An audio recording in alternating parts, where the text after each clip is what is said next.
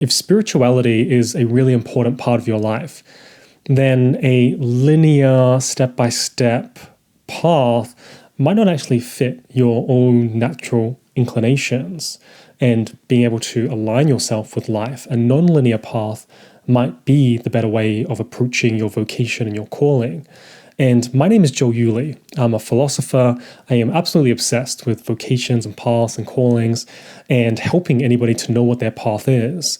And that's why I'm here on places like YouTube and Substack and Instagram. That's why I host the Career Archetypes podcast. That's why I help people to choose the right career path with conviction in our online Unearthed community by unearthing their very own career archetype, because it's my belief that every single person in this world has this unique calling, and it's a matter of tuning into it and then pursuing it to help to develop our own soul.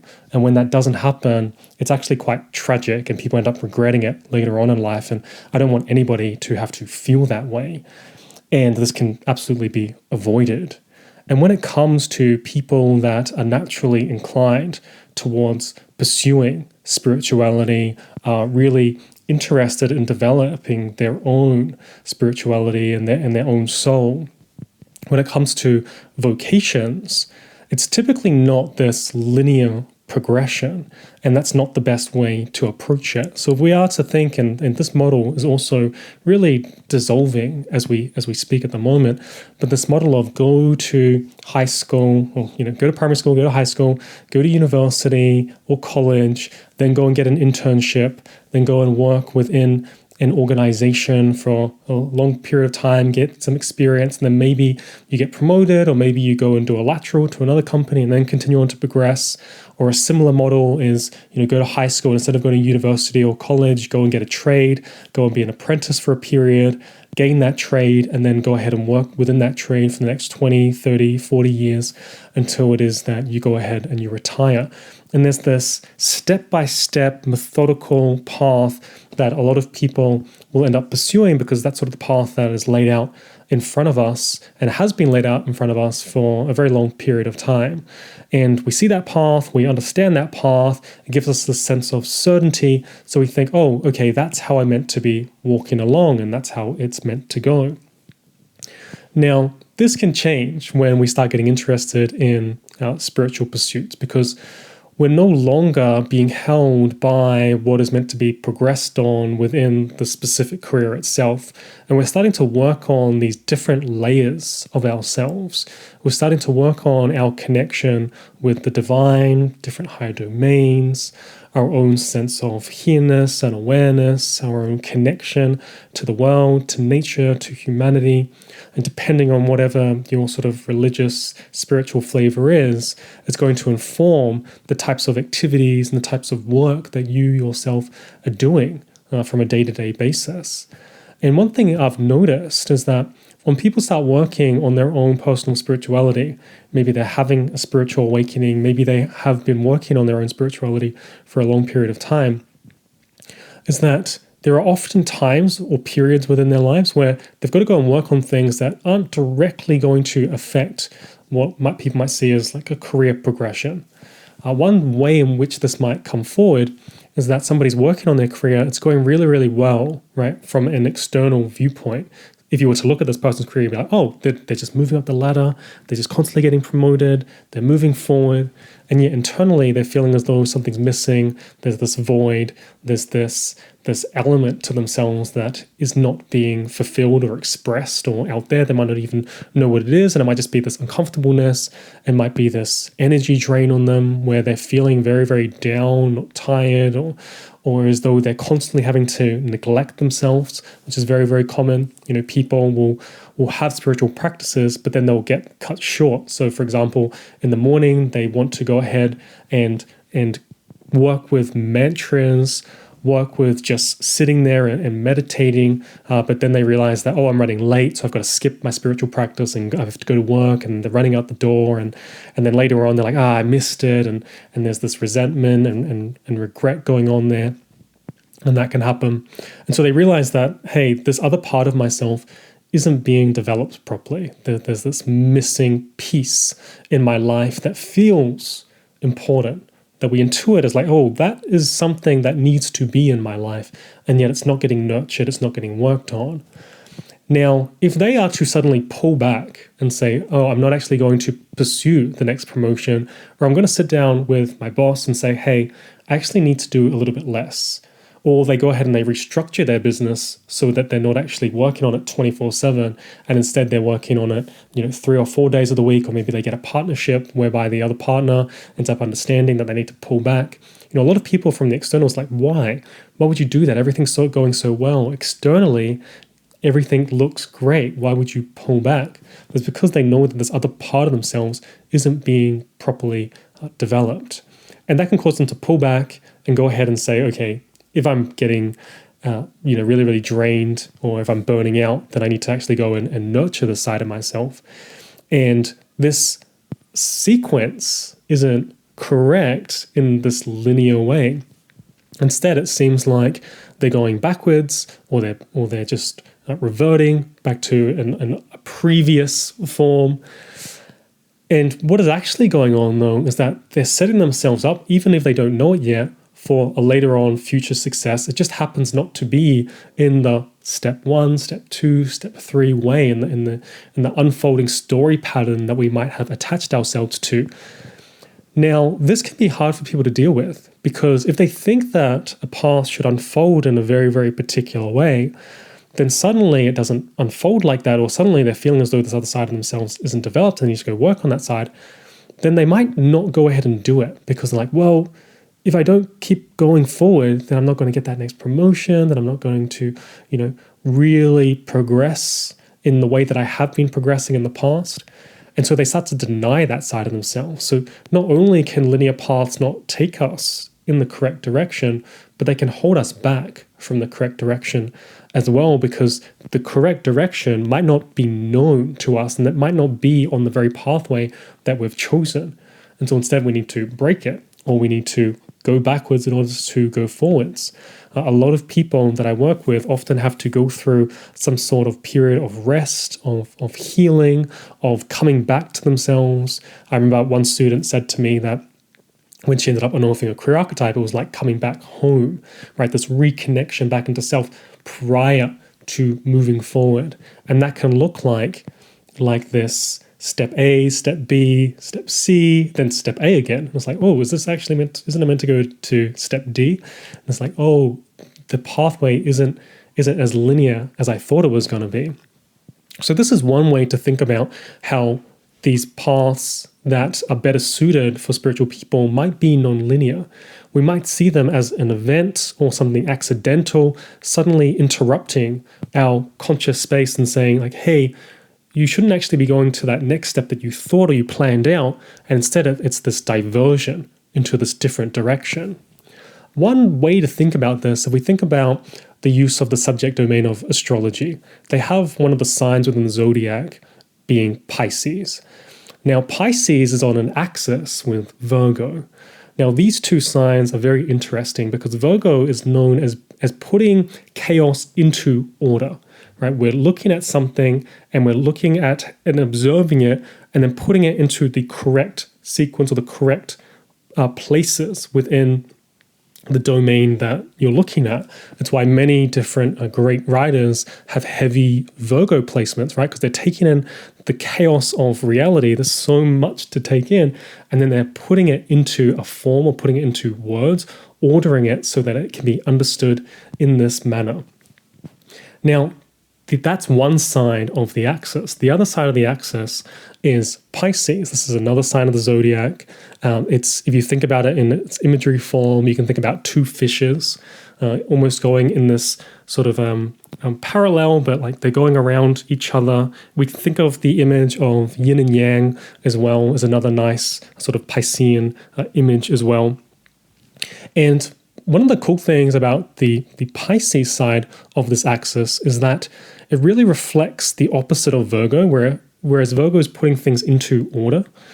Pisces is much more about chaos and about the unknown, about the places that sort of we can't really tap into, and they might also just like appear out of nowhere. And many people that I've seen with heavy Piscean placements, but also, and this is in their own birth natal chart, but also people that walk their paths, and maybe they don't know their astrology and they have these types of experiences as well, is that they will have these different events interrupt that are out of sequence, that they don't seem like they're ready for them yet. They don't seem like they should be pursuing this because they haven't done the previous steps. They haven't gained the right potential knowledge. They haven't had the right proper experiences. Maybe they heard somebody else had a particular experience and they haven't had that experience. So they think that that is a prerequisite for actually going forward and moving in a direction that feels connected to them. And so what this can look like, and to sort of ground you in it, is that I remember a student, and she hadn't yet truly formed her path yet. Right? She didn't quite know her direction. It was still a bit fuzzy. She was in the process of unearthing her career archetype at the time. And the career archetype, by the way, is this energetic expression within us at the base level of what I would say is the soul. And by connecting into it, we're able to tune into our actual calling. And some career archetypes that you might be aware of, they often come in the form of titles. That's the best way to properly understand them, is things like an artist, a novelist, poet, a healer.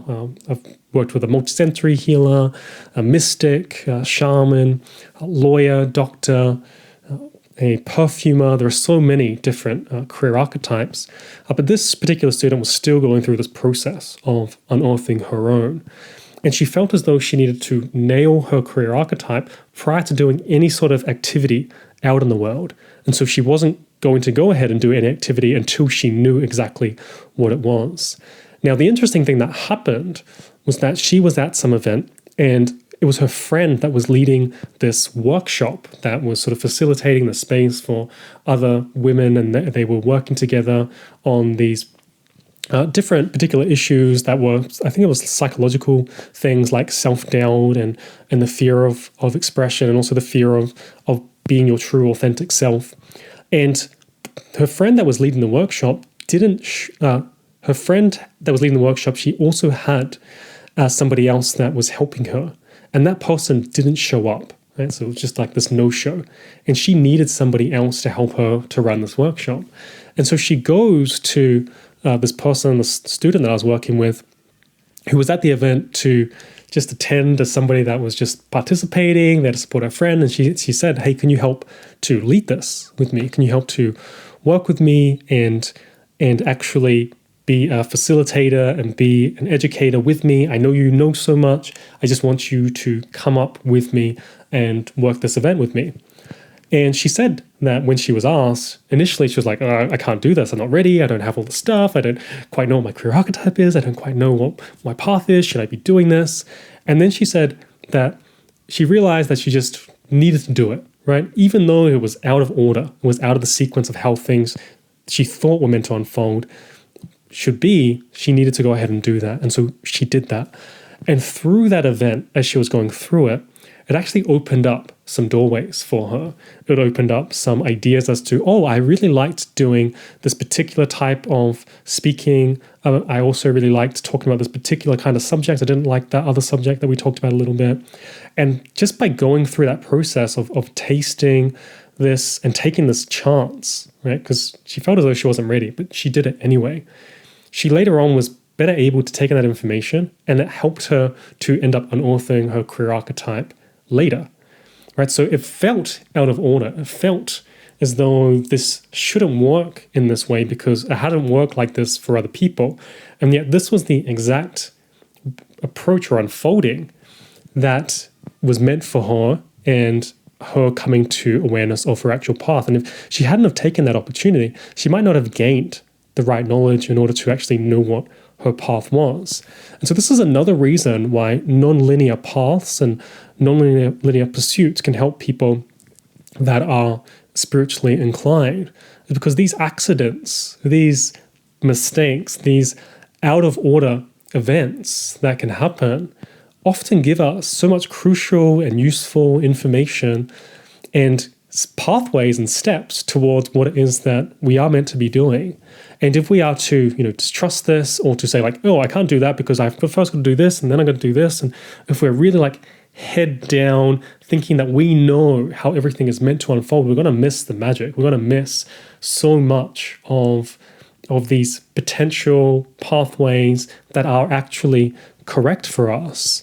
And when it comes to nonlinear paths, probably the best way to think about it is almost like if you've ever gone to the airport and you see those drug dogs and they're sniffing around the place and going into different people's bags, that's sort of what a nonlinear path, when you're pursuing one, looks like. You're sort of on the scent of your calling. You might have a knowing of what that calling is. It might not be exactly defined yet, but you have a scent. And you know what that scent looks like, or you know what it feels like, or smells like. And so you've got to follow that scent, and that scent's going to take you the correct way. There is a place for linear paths and for linear periods of a path. And specific structures can definitely help you to ground, can help you to contain certain elements of chaos, certain elements of your own personal transformations, and also helping other people through their own transformations if you're working with others in some type of service work, or even if you're working with creativity and using chaos within your own particular practice. But there's also a lot of nonlinear things that look like mistakes, accidents, happenings that are so crucial that by bringing it into your path, it's actually the right way that things are meant to unfold. There just wasn't a handbook or a textbook written on it as to what it's meant to look like for your particular path and your particular journey. And realizing that can definitely help you to properly navigate the space and to navigate your own personal vocation.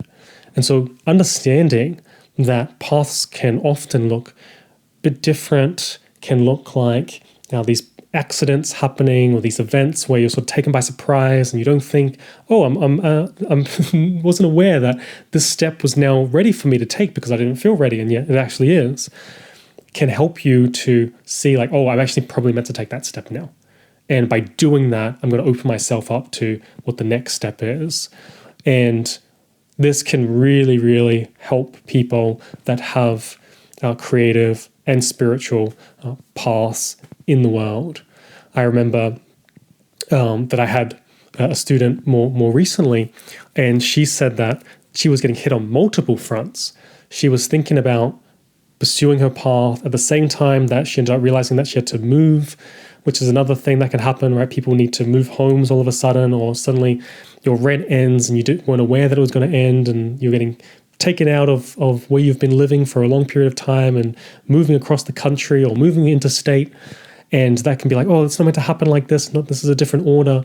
And yet it's probably happening exactly how it's meant to happen for you.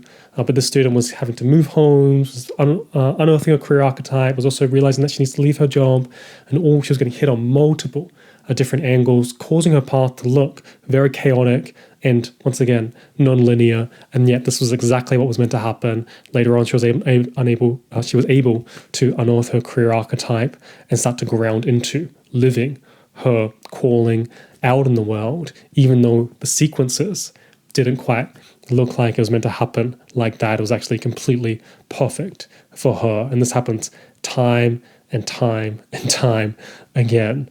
And so you just want to be aware that there are a lot of different paths in the world that preach a very linear progression. And they're there for a reason, because when people walk those paths, they will often get a very, very particular outcome, often an ordinary outcome and a very achievable outcome. And yet for the true vocation, oftentimes there is this divergence from the pathway and the normal path, and you start moving in a direction that is completely your own, that requires this sense of instinct, this sense of being in tune with the actual path. And so if you are interested in learning more about nonlinear paths and how they work and how to pursue them, and if you're interested in unearthing your very own career archetype and choosing the right career path with conviction, then I would encourage you and invite you to explore and learn about our online Unearth community, where I help and guide students to know what their path is, by guiding them through this process whereby we look at all these different elements of self-knowledge of who it is that you are. And we take certain pieces of this that are both conscious and unconscious, and they reveal what your career archetype actually is. And in coming to awareness of your career archetype, you're able to choose your path. I show you the steps that you need to take in order to make it real in the modern world so that you can have all three elements of a soul-led career: the soul element, the money element, and the lifestyle element. So if you are interested in that, then go ahead and check out our online Unearthed community, and I'll leave a link below.